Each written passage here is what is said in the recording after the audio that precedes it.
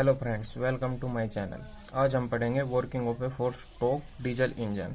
एक diesel 4 stroke diesel engine वो की वर्किंग क्या है। तो हम सबसे पहले देख लेते हैं। ये 4 स्ट्रोक डीजल इंजन का डायग्राम बना हुआ है। इसमें जो ये हमारा पिस्टन है इस सिलेंडर के अंदर रेसिप्रोकेट करता है अप एंड डाउन मोशन, जिससे कि हमारी जो क्रैंक होती है वो कनेक्टेड रोड की मदद से इसमें रोटेट करती है, जो फर्दर कनेक्टेड होती है, जिस प्रकार का भी हमें वर्क रिक्वायरमेंट होती है। तो ये हमारे कुछ पॉइंट हैं, ये नोट कर लेते हैं। जैसे कि हमारा ये TDC, जिसको हम बोलते हैं टॉप डेड सेंटर। उसके बाद ये हमारा है BDC, बॉटम डेड सेंटर। मतलब जब हमारा पिस्टन एट द टॉप पर होता है तो उसे हम बोलते हैं कि पिस्टन हमारा टॉप डेड सेंटर यानी कि TDC पे है, और जब हमारा पिस्टन उसके एक्सट्रीम पोजीशन बिलो होता है उसको बोलते हैं हम BDC, बॉटम डेड सेंटर।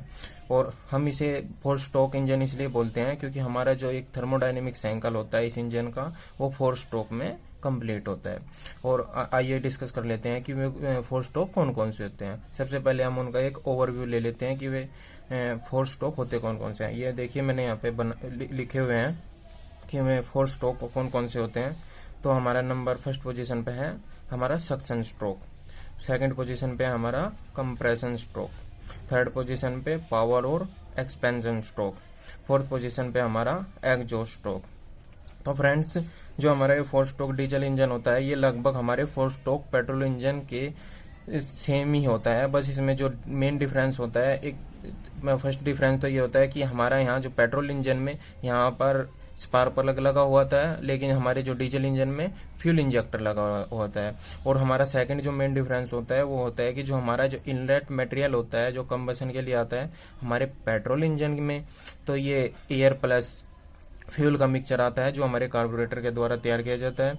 लेकिन हमारे डीजल इंजन में हमारी सिर्फ सिंपल एयर ही एंटर करती है जो यहाँ कंप्रेस होती है, और जो हमारा डीजल होता है वो हमारा बाहर से इंजेक्ट किया जाता है सीधा डायरेक्ट इस स्पेस में हमारे फ्यूल इंजेक्टर के द्वारा। तो हम फ्रेंड अब डिस्कस करते हैं कि हमारा 4 स्ट्रोक डीजल इंजन वो कैसे करता है। तो स्टार्ट करते हैं फ्रेंड्स। सबसे पहले जो हमारा पिस्टन है ये टॉप डेड सेंटर पोजीशन पे होता है, ये हमारे अपर पोजीशन पे होता है। जैसे ही हमारा पिस्टन नीचे की तरफ स्लाइड करने लगता है, ये हमारा नीचे की तरफ मूव करता है, तो हमारा उस समय हमारी जो एग्जॉस्ट वेल है वो क्लोज होती है और हमारी जो इनलेट वेल है वो ओपन हो जाती है।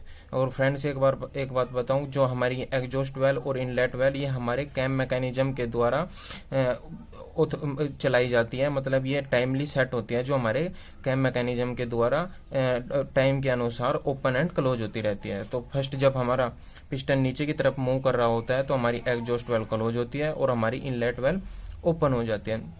तो जैसे जैसे हमारा पिस्टन नीचे की तरफ मूव करता है तो यहाँ पे सक्शन क्रिएट होना स्टार्ट हो जाता है, वैक्यूम क्रिएट होना स्टार्ट हो जाता है। तो उससे क्या होता है, जो हमारी एयर होती है इसके अंदर एंटर करना स्टार्ट कर देती है। हमारी एयर इसके अंदर आती रहती है जब तक कि हमारा जो पिस्टन है वो बॉटम डेड सेंटर तक नहीं पहुंच जाए। जैसे ही हमारा पिस्टन बॉटम डेड सेंटर तक पहुंचता है तो हमारी जो जितनी भी एयर की क्वांटिटी है आ सकती थी मैक्सिमम क्वांटिटी वो इसके अंदर एंटर कर जाती है। और इसी स्ट्रोक को जब हमारा पिस्टन TDC से BDC तक पहुंचता है तो इसमें और इस दौरान हमारा जो एयर का सक्शन हो रहा होता है, इसी स्ट्रोक को हम सक्शन स्ट्रोक बोलते हैं। तो जैसे ही हमारा पिस्टन BDC पर पहुंचता है, बॉटम डेड सेंटर पर पहुंचता है, तो हमारी जो इनलेट वेल है वो क्लोज हो जाती है और हमारी एग्जॉस्ट वेल तो ऑलरेडी क्लोज है, वो अभी भी क्लोज ही रहती है।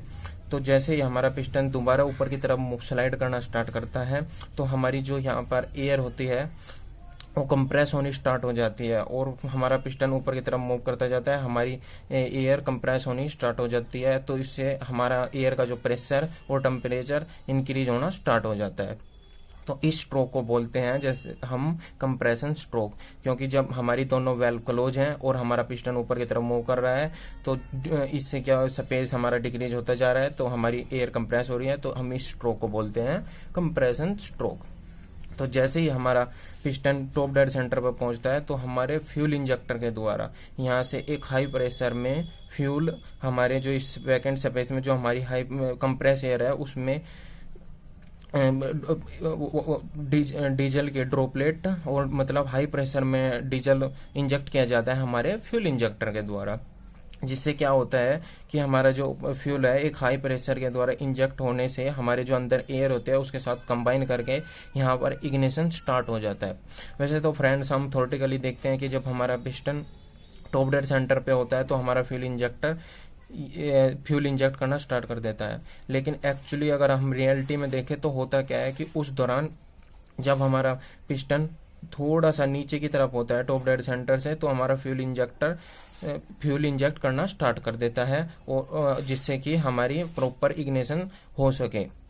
और फ्रेंड्स जो हमारा ये अगर हम थर्मोडायनेमिक साइकिल से देखें, जो हमारा जो हीट एडिड होता है मतलब फ्यूल इंजेक्ट होता है, इसे बोलते हैं हम हीट एडिशन प्रोसेस। ये हीट एडिशन प्रोसेस हमारी कांस्टेंट प्रेशर पे होती है, जबकि जो हमारे पेट्रोल इंजन में जो हीट एडिशन प्रोसेस होती है वो हमारी कांस्टेंट वॉल्यूम पे होती है।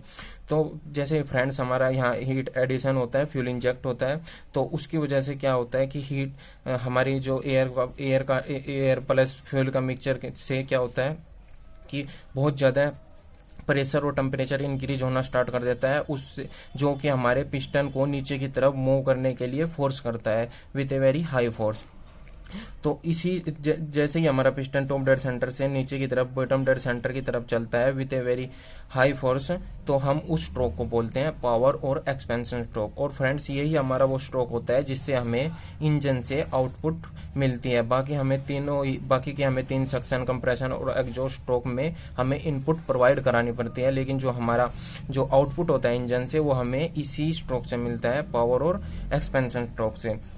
तो फ्रेंड्स ये स्ट्रोक जब तक हमारा जो पिस्टन है वो बॉटम डेड सेंटर तक नहीं पहुंचता है, ये चलता रहता है। और जैसे ही हमारा ये पिस्टन बॉटम डेड सेंटर तक पहुंचता है तो हमारी जो एग्जॉस्ट वेल है वो ओपन हो जाती है और हमारी इनलेट वेल क्लोज ही रहती है। तो इससे क्या होता है कि जैसे ही हमारी एग्जॉस्ट वेल क्लोज ओपन होती है तो हमारी जो यहाँ पे बर्न्ट गैसें होती हैं वो बाहर निकलनी स्टार्ट हो जाती है हमारे एग्जॉस्ट मैनिफोल्ड से, क्योंकि उसका टेम्परेचर और प्रेशर ज़्यादा ही होता है। लगभग 95% हमारी जो गैसेस होती हैं वो यहाँ से एग्जॉस्ट मैनिफोल्ड से बाहर निकल जाते हैं।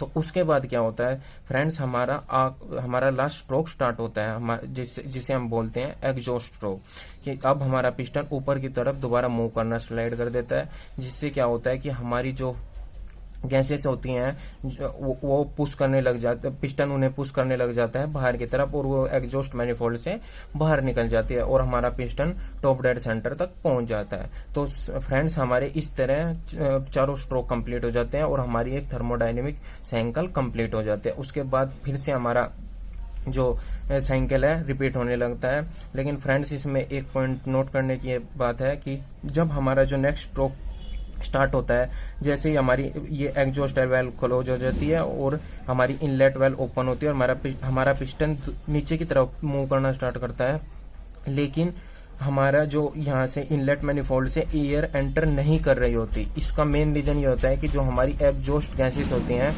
वो यहाँ पे हमारी जो क्लियरेंस वॉल्यूम प्रेजेंट होती है उसमें थोड़ी कुछ गैसें रह जाती हैं जो खुद ही एक्सपैंड होती है, अपने आप एक्सपैंड होती हैं। उसकी वजह से हमारी जो इनलेट मैनिफोल्ड से एयर एंटर नहीं कर रही होती, लेकिन जैसे ही हमारा पिस्टन नीचे की मूव करता चला जाता है तो यहाँ पे वैक्यूम और ज्यादा क्रिएट होना स्टार्ट होता रहता है, जिससे कि हमारी अब हमारी एयर है जो वो एंटर करना स्टार्ट कर देती है और हमारा पिस्टन साइकिल दोबारा रिपीट होना स्टार्ट कर देता है। तो फ्रेंड्स आई होप कि आपको मेरा लेक्चर अच्छा लगा होगा। Thank you.